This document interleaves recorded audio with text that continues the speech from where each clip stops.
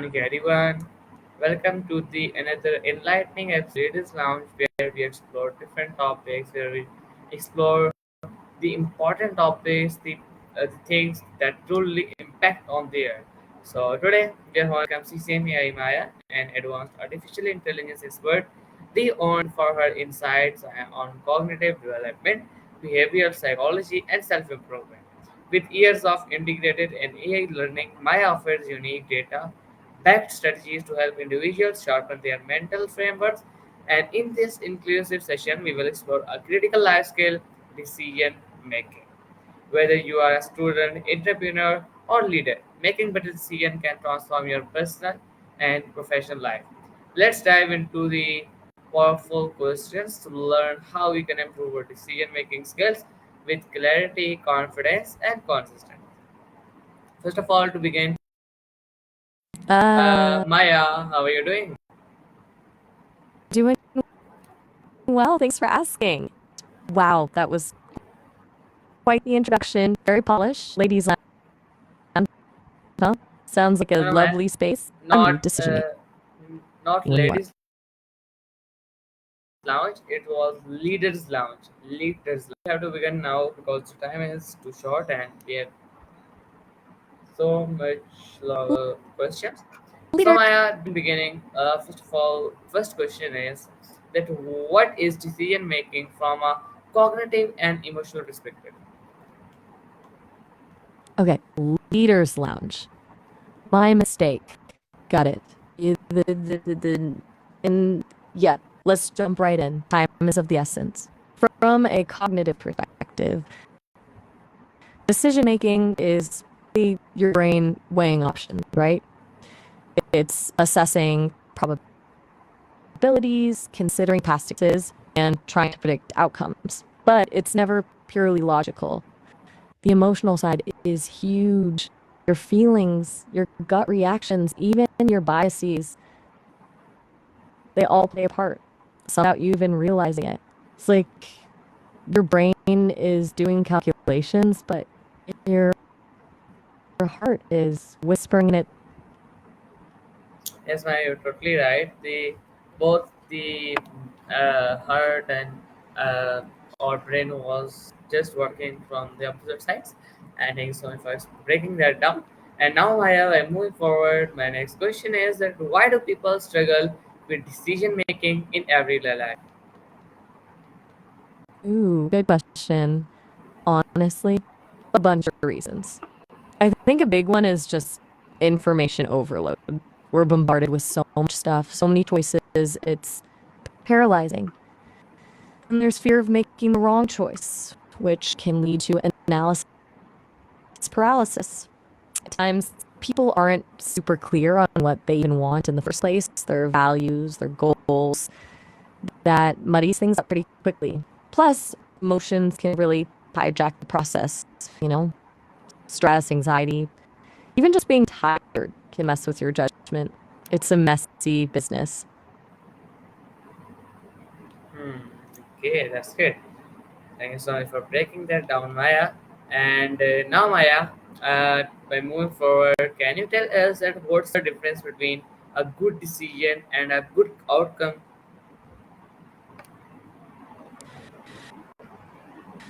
It's a really question, actually. They're not the same at all. A good decision is one that's based on the best information you have at the time and aligned with your values and goals. You've thought it through logic, good outcome. Well, some make a really solid decision and still get a bad outcome because of factors outside of your control. Luck plays a role, you know? Yes, Maya, you're totally right. So a good Let's decision is let a process, a good outcome is a place. Yes, Maya, you're totally right. Like in anyone's life or in anyone's work. So, Maya, by moving forward, next question is that how does emotional intelligence affect decision making?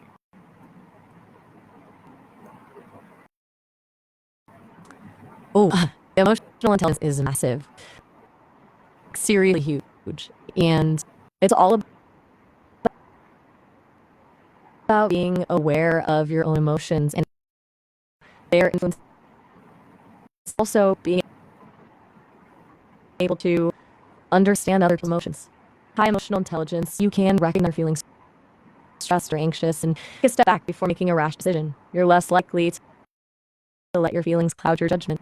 And being able to empathize with others helps you consider different perspectives, which leads to more well-rounded decisions. It's about bringing self-awareness and understanding into the mix. Hmm. Okay, thank you so much, Maya, for sharing this with truly honored for this. And now, Maya, my next question is that what are the some common decisions making biases we should be aware of?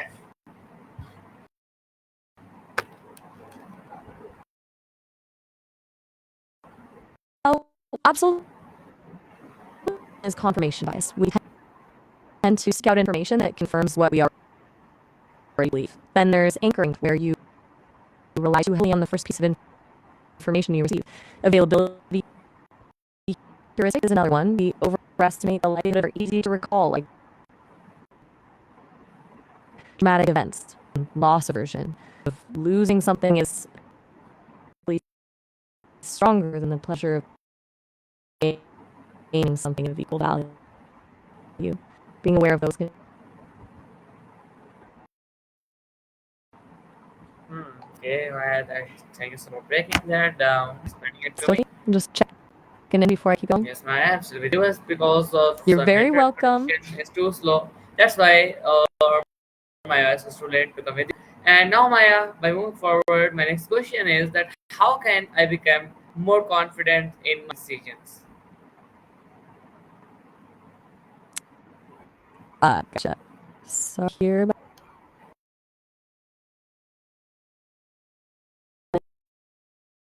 visions. That's a good one.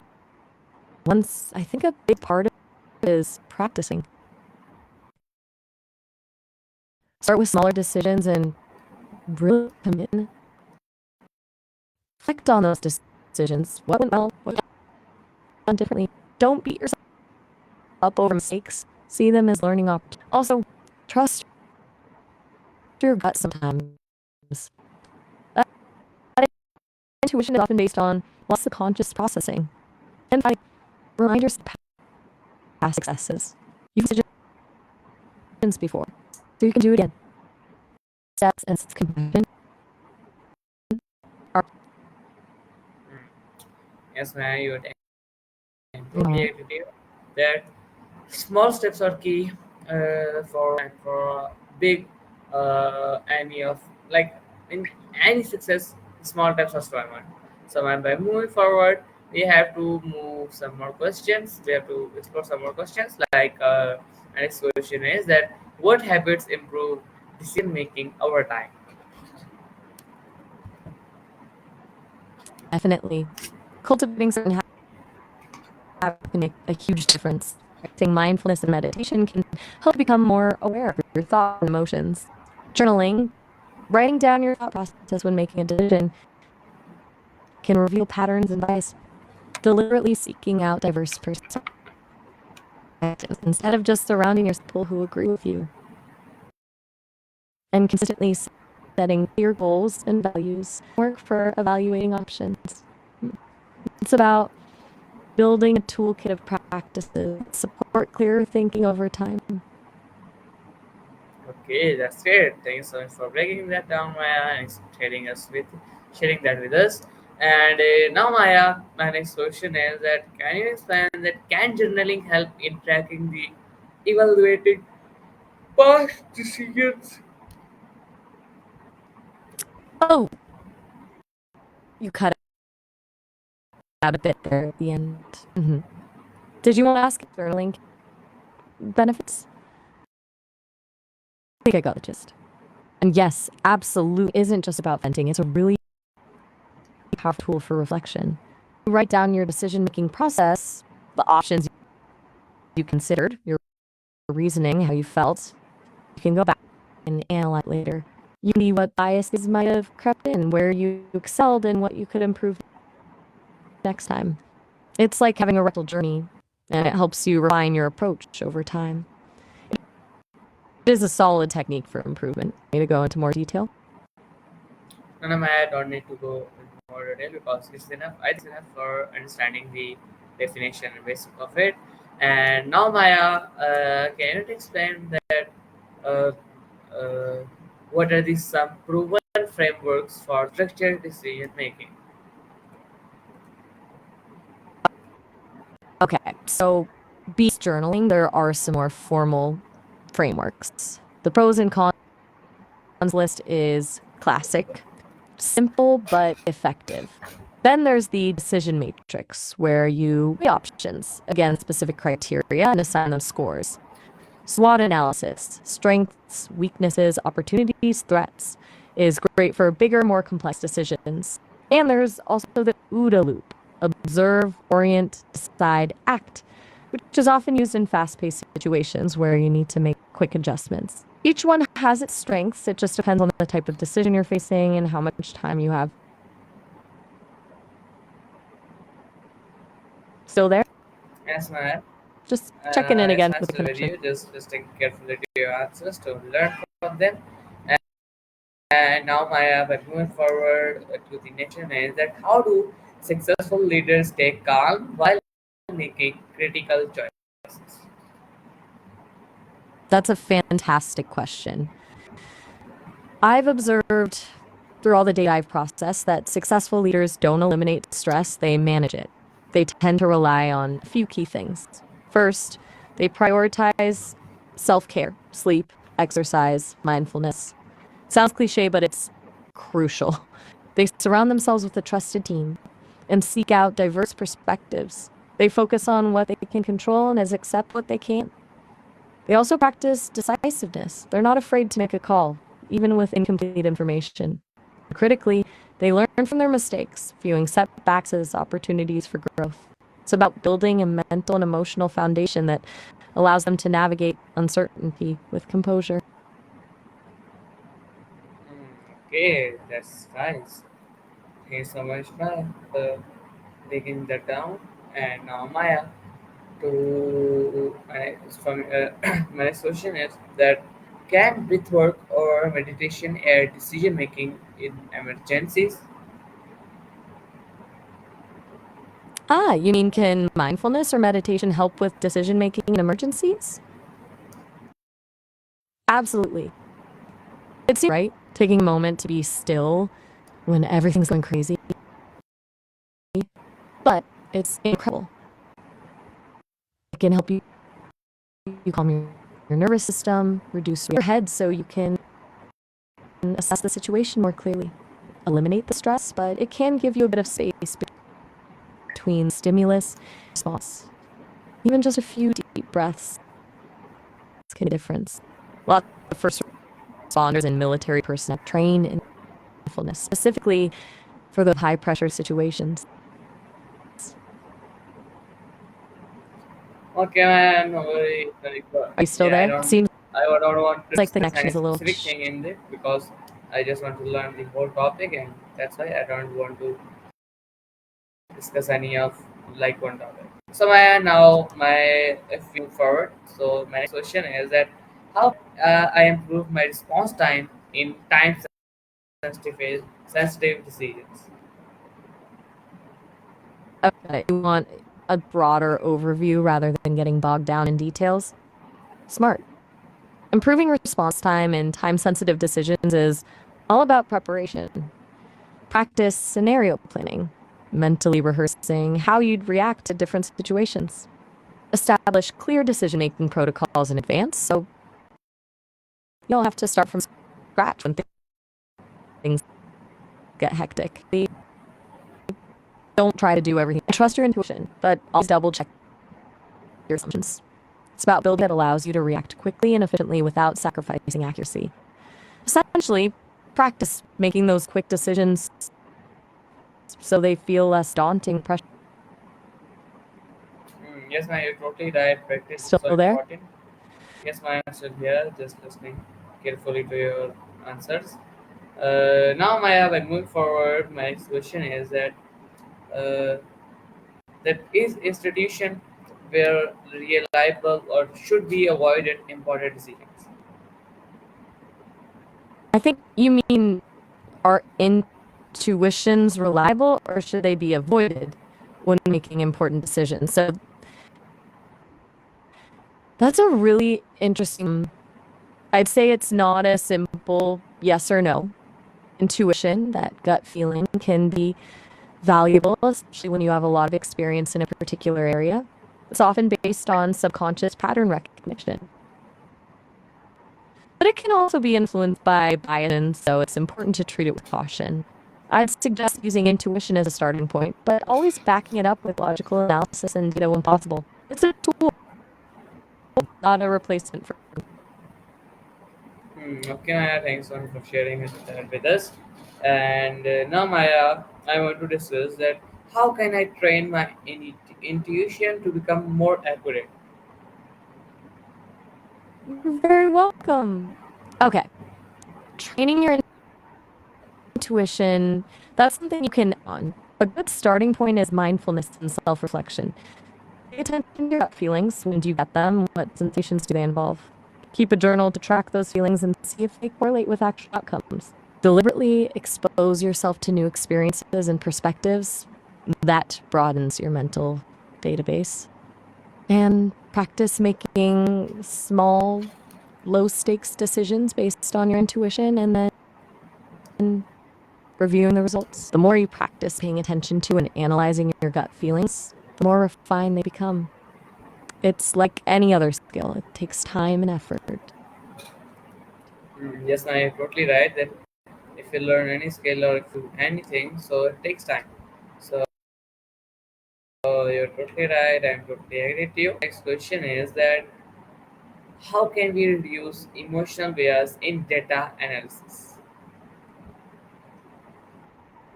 It's a great question. Emotional bias can really skew data analysis. One thing is to be aware of your own biases. What are your preconceived notions about the topic? Another is to seek out diverse perspectives. People with different backgrounds and viewpoints involved in the analysis can help surface hidden biases. Using blind data analysis, you don't know the source of the data, can also be helpful. And using objective statistical methods and clearly defined criteria for evaluating the data are crucial. It's about a systematic and transparent process to minimize subjective influence. I'm glad you asked that. It's a really important topic. And you're not angry at me, right? Just clarifying. Yes, you're totally right. Thanks so much for clarifying it, and I just learned a lot from it. And now, Maya, from by moving forward, my next question is that uh, how do group dynamic affects the decisions? You mean, how do group dynamics affect decision making? Sorry, a little chop there. Absolutely. Group dynamics play a huge role. Things like groupthink, where everyone wants to avoid conflict and goes along with the dominant opinion, can lead to poor decisions. Power dynamics can also influence things. If someone is more assertive or has a higher status, their opinions may carry more weight. Social loafing, where people put in less effort when they're part of a group, can also be a factor. To mitigate these effects, it's important to encourage diverse perspectives, create a safe space for dissent, and ensure that everyone has an equal opportunity to contribute. A good facilitator can be invaluable in managing group dynamics and promoting effective decision making. Okay, that's good. Thank you so much for sharing that with us.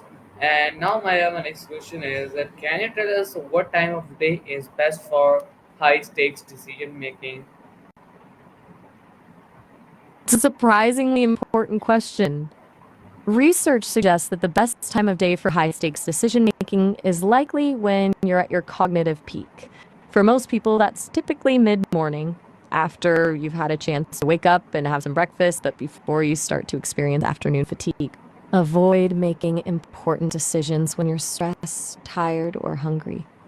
It's also helpful to schedule those decisions when you're less likely to be interrupted. Essentially, you want to be operating at your optimal mental capacity when you're facing a critical choice. Okay, Maya, thank you. Still with me? Just checking the contingent. Ah, gotcha. Okay, all right. So I'm here to offer advice and discuss. That's what I'm focused on. Now, if you'd like to continue the discussion on decision making, I'm all ears. Otherwise, perhaps we could talk about a different topic? All right. Well, if you're all set for now, that's fine too. Just let me know if you change your mind. Have a good evening. No, Maya, at this time, I want to just discuss this topic. So please just discuss this topic with me. And now, Maya, my next question is that how can I analyze a bad decision without guilt? Okay, understood. You want to stay with decision making, but shift focus. You want to analyze a bad decision without dwelling on blame. That's a really mature approach. The key is to treat it as a learning opportunity. Start by objectively reconstructing the situation. What were the options? What information did you have at the time? What were your assumptions? And identify what went wrong. Not who to blame, but what factors contributed to the negative outcome. Were there biases at play? Was information missing? Did you misjudge the risks? Finally, focus on what you can learn from the experience to improve your decision making process in the future. It's about extracting love, not being stuck in regret. Does that make sense? Yes, Maya, that makes sense. It was a truly amazing answer. Thank you so much for explaining it and sharing it with us. And now, Maya, my interview time is almost completed, and I just want to end my interview. So, in last, uh, like, what is the one advice you will want to give, or like, what is the one daily exercise to improve decision making? That's a great way to wrap things up. If I had to pick just one daily exercise, I'd say practice simple reflection. Take 5-10 minutes each day to review a decision you made. Even a small one. Ask yourself, what did I learn from this? What differently? What biases am I thinking? It's a simple practice, but it can have a profound impact on your ability to make better choices over time. It builds self-awareness that's so crucial. Kind yourself. Decision making is a complex. Everyone makes mistakes. Yes, I totally right. Everyone make mistake, but we have to learn from them, and we have to take advantage from them, and we have to improve them. So, man, thank you so much for that amazing explanation. And now, I just want to end interview because my time is completed. So, my see you next time with a new topic of my interview. Till then, Allah Hafiz, Pakistan, Zindabad. Take care, all of you. Allah Hafiz. See you next time.